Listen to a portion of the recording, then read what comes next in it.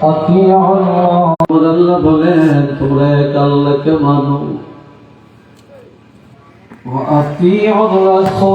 রাসূলের মানো, ওয়া উলিল আমরি মিনকুম, তোমাদের মধ্যে যারা বড়, যারা আউলিয়ায়ে কেরাম, যারা উলামায়ে কেরাম, যারা সাহাবায়ে কেরাম, যারা আইনে মুজতাহিদিন, তাদেরকেও মানো। তাদেরকে তোমরা কি করো? মানো। আল্লাহ আরো বলছে,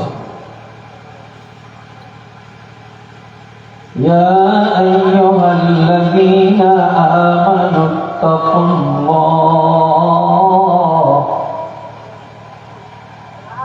ও ঈমানদারেরা আল্লাহকে ভয় করো। ভয় করবেন কারে? ভয় করবেন কাজে? আমার কথা বুঝেন না? মুখ দিয়ে কথা আসে না। ভয় কাকে করবেন? কখন? প্রত্যেকটা কাজে, প্রতিটা ক্ষেত্রে।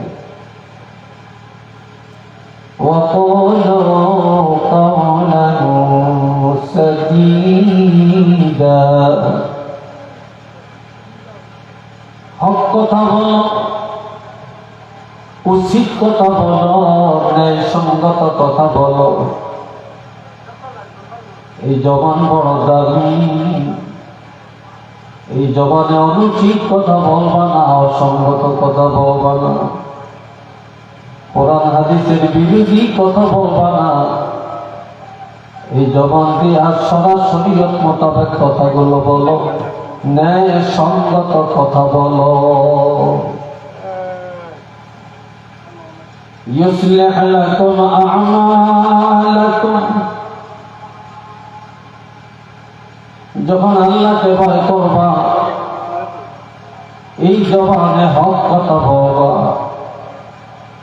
তখন তোমাদের সব আমল শুদ্ধ হয়ে যাবে।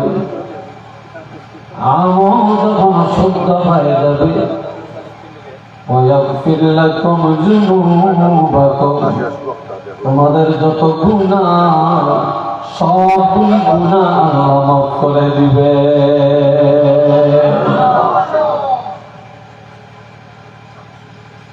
ومن يطع الله ورسوله,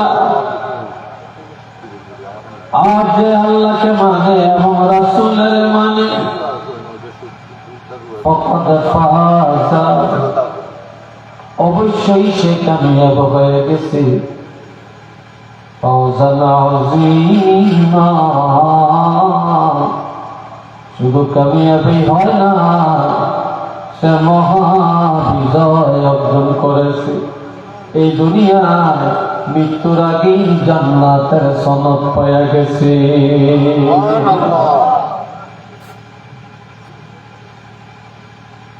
মান ইয়াতিল্লাহ ওয়া রাসূল, যে ব্যক্তি আল্লাহকে মানে, রাসূলের মানে, ফাউলাইকা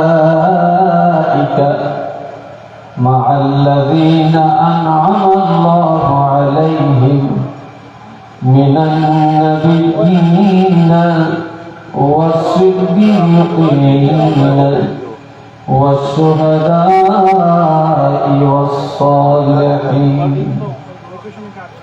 وحسن أولئك رفيقا।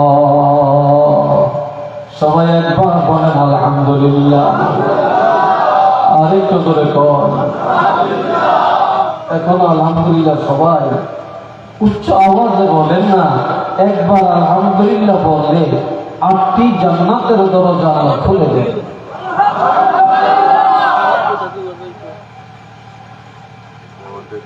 আর সবাই আমার দিকে চাবেন, আরেক দিকে তাকাবেন, সব আমার দিকে চাবেন। আমার আল্লাহ পাক বলেন, যে ব্যক্তি আল্লাহকে মানে, রাসূলের মানে, তারা ওই সমস্ত মানুষের বন্ধু হয়ে জান্নাতে যাবে।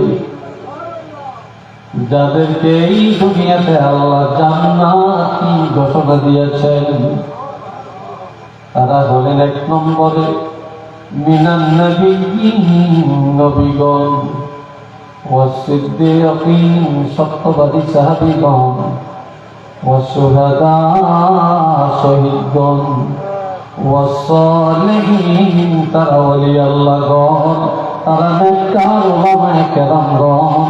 আওয়াজ দিয়া বলেন না সুবহানাল্লাহ। যারা আল্লাহকে মানে, রাসূলের মানে, তারা নবীদের সাথে জান্নাতে যাবে, সাহাবীদের সাথে জান্নাতে যাবে, আউলিয়ায়ে কেরামের সাথে জান্নাতে যাবে, শুহাদায়ে কেরামের সাথে জান্নাতে যাবে। দুনিয়াতে মানুষের বন্ধুত্বটা, প্রত্যেকটা মানুষেরই বন্ধু মহল আছে, আছে না ভাই? বন্ধু বান্ধব আছে, তবে ভালো লোকের সাথে বন্ধুত্ব কম, খারাপ লোকের সাথেই ভালোবাসাটা বেশি, বন্ধুত্বটা বেশি। আমার আল্লাহ বলেন وَحَسُنَ أُولَئِكَ رَفِيقًا। যারা নবীদের সাথে ভালোবাসা রাখলো, সাহাবীদেরকে যারা ভালোবাসলো, শুহাদায়ে কেরামকে যারা ভালোবাসলো, আউলিয়ায়ে কেরাম, উলামায়ে কেরামকে যারা ভালোবাসলো, তাদের এই বন্ধুত্ব, তাদের এই ভালোবাসা কতই না উত্তম ভালোবাসা হয়ে গেল, কত না দামি হয়ে গেল, কত না তারা সুনাম ধন্য হয়ে গেল। একটু চিল্লে বলেন আলহামদুলিল্লাহ।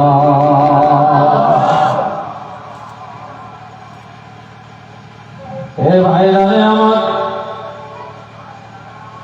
শুধু এতেই শেষ নয়। আমার আল্লাহ বলেন قُلْ إِن كُنتُمْ تُحِبُّونَ اللَّهَ فَاتَّبِعُونِي। হাবিব আপনি বলে দেন, ও দুনিয়ার ইমানদার মুসলমানেরা,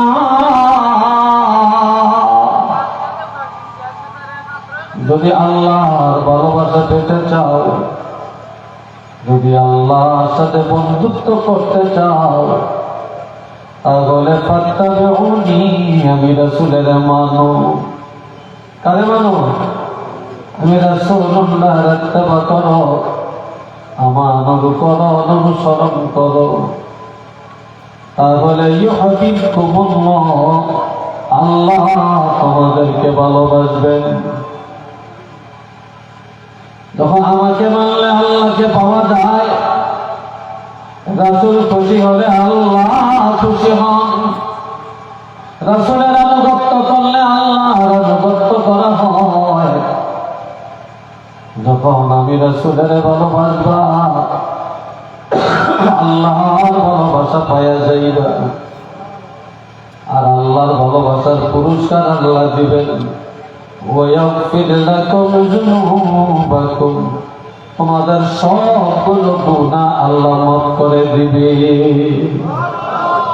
আরো আস্তে কর। আপনারা কিছু মানুষ উঠে বসা কম করে, পেশাব পায়খানা যতক্ষণ করে নড়াচড়াটা কম করলে আমার কথা বলতে ভালো লাগে। হুট করে দাঁড়ায় অল্প সময়, খুব কম সময়।